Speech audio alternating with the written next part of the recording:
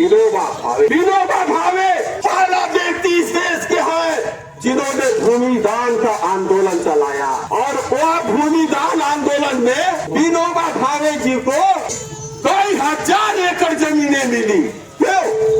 गरीबों में बांटने के लिए कई हजार एकड़ जमीनें मिली आचार्य विनोबा भावे को गरीबों में वितरण करने के लिए। लेकिन उसका भी हस्र हमने इतिहास में देखा है कि उसका हस्र ये हुआ कि गरीबों में बांटने के लिए वो जमीनें जरूर मिली थी, लेकिन वो जो जमींदार तबके के जो लोग जिन्होंने उनके जो चमचा बेलचा थे, वह जमीन गरीबों को नहीं मिलकर चमचे बेलचों को मिला। वह आंदोलन हो गया। आज उसी रास्ते पर चल रही है वह चतुर एक पार्टी जो कांग्रेस पार्टी, वो भी हमारे जैसा लाल झंडा, लाल बैनर और गरीबों की बात करती है। शर्म की बात है, पूरी दुनिया में हाहाकार मचा हुआ है दोस्तों, पूरा देश में हाहाकार मचा है कि बेतिया महाराजा जो हरेंद्र किशोर है उनकी जो जमीन थी, एक तो संतान हुआ नहीं उसका, और उनकी जो जमीन है वह जमीन कई दिनों से हाई कोर्ट में चल रहा था मामला।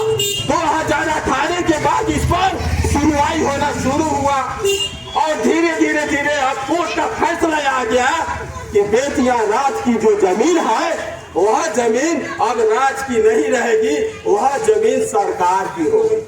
वह सरकार की जमीन है, वह सरकार की जमीन, बेतिया राज की जमीन सरकार की है। और वह जमीन केवल बेतिया में नहीं है, मोतिहारी बगल में है ना, दूसरा जिला है वहाँ भी है। वह जमीन पटना में बेतिया की जमीन है, सिवान में है, नरकटियागंज है, चनपटिया है, बगहा में है। वहाँ के एगो लाट साहब पूर्णमासी राम बेतिया के जमीन पर बहुत बड़ा मार्केट कॉम्प्लेक्स बना ली है, जैसा कि उनके बाप का है। ये पूरे देश में यही नहीं, गोरखपुर में बेतिया की जमीन है, इलाहाबाद में जो बेतिया की जमीन है, और जो बेतिया की जमीन है वह जमीन अब कानूनतः सरकार की हो चुकी है।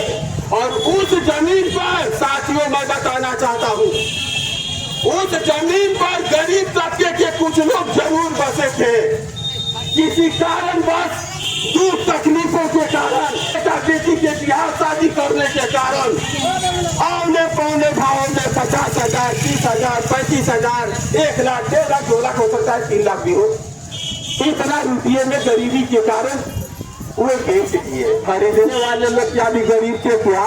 जिस जमीन को गरीबियों ने बेचा है आप लोग के नजर के सामने है, नाम गिनवा दी, बेतिया में नजर उठाकर देख लीजिए। अनगिनत जगहों पर गरीबों का आशियाना उजड़ गया और 50,000 से लेकर 2.5 लाख 3 लाख रुपया में खरीदने वाले बड़े बड़े लोग, क्या कहूँ, मैंने बेतिया में भी पेशाब करने का जगह चाहिए, खरीद लिए और 3 मंजिला 4 मंजिला ठोक दिए।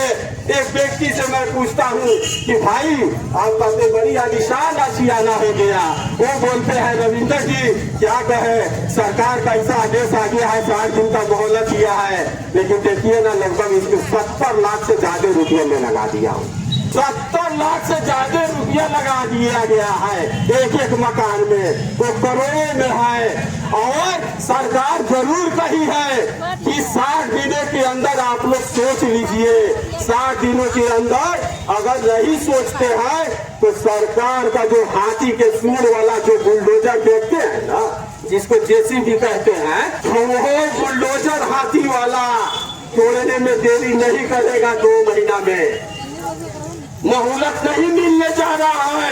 लेकिन हम इस बात को इसलिए कहना चाहते हैं कि वो हमारे जो जैसा झंडा बैनर पकड़े एक जो और पार्टी है, वह पार्टी के नेता, उसके विधायक, आज से 4 दिन पहले के बात है, विधानसभा में मैंने उस विधायक को क्या कहते हैं कि बेतिया राज की जमीन पर जो लोग, जिन लोगों का आशियाना बन गया है, अब उसको सरकार दे दे।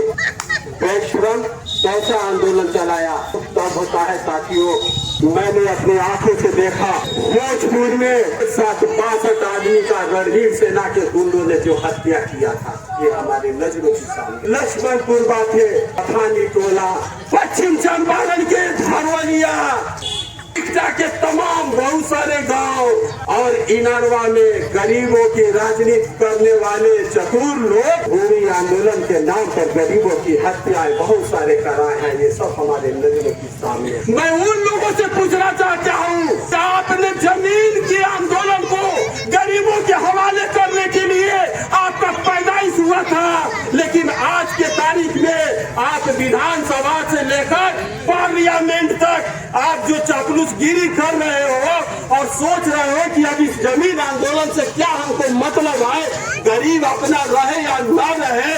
और यहाँ जो चापलूसी में 4 दिन पहले विधानसभा में बयान दिया जा रहा है और परसों भी एक मीटिंग हुई है बेतिया रामला में, उसमें उस पार्टी के एक व्यक्ति जो कहिए तथाकथित नेता वो भी फोटो खिंचवाता है और कहता है क्या कि जो जमींदार तबके के लोग बेटियां राज की जमीन पर बसे हैं वह जमीन उनके नाम से सरकारीकरण कर दिया जाए। शर्म करो भैया, शर्म करो। ये गरीब है, चूंकि ये अनपढ़ जरूर होंगे, अशिक्षित जरूर है, लेकिन दिन भाकपा माले रेड बैनर के तरह भले ये शिक्षित होंगे, तुम खगेरों को भागने का जगह नहीं मिलेगा। हम यह बताने के लिए आया था, कहने की बहुत सारी बात है। सचेत रहना है वैसे लाल झंडे के लोग जो नकली ढंग से, सच्चाई यह है, ऐसे गरीब से पूछा जाए देश के, ये कहते हैं लोग कि लाल झंडा कम्युनिस्ट पार्टी, हाँ कम्युनिस्ट पार्टी के लोग तो गरीबे के पार्टी है। एक एक व्यक्ति कहते हैं लाल झंडा गरीबे का ये खून से रंगा झंडा, लेकिन गरीबों के साथ तारी करने वाले जो नकली कम्युनिस्ट बिहार के कोने कोने में फैले हैं लाल झंडा और ये बैनर लेकर, हम उनको सचेत करना चाहते हैं, बताना चाहते हैं कि जिस तरह से हर कोई आदमी जो भी आप लोग बैठे, हरिशंकर जी थोड़ा सा सुनिए, बहनों एक कोई व्यक्ति को आप गेरुआ वस्त्र पहना दो और कह दो कि तुम साधु हो, क्या हर व्यक्ति गेरुआ वस्त्र पहनने वाला साधु हो जाएगा क्या?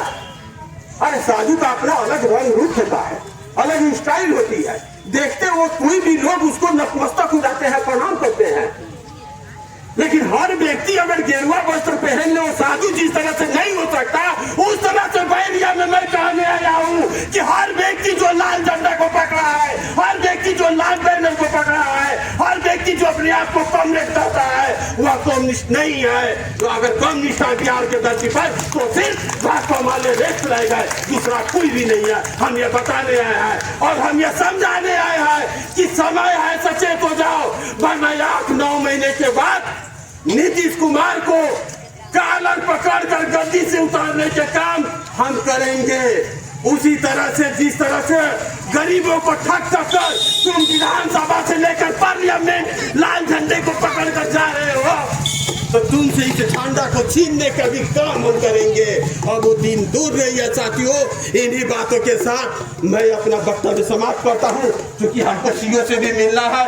आपका जो लंबी लंबी लिस्टें है, जो भूमिहीनों का लिस्टें है, उस पर हमें मांग करना है कि बेतिया राज की जमीन पर चिन्हित कर भूमिहीनों के अंदर में बांट दो। अगर उस पर कोई जमींदार के चंचा अलचा गलचा अगर आने की कोशिश करेंगे तो हम उसका मुंहतोड़ जवाब देंगे। इन्हीं बातों के साथ आपसे विदा लेता हूँ। इनकलाब जिंदाबाद।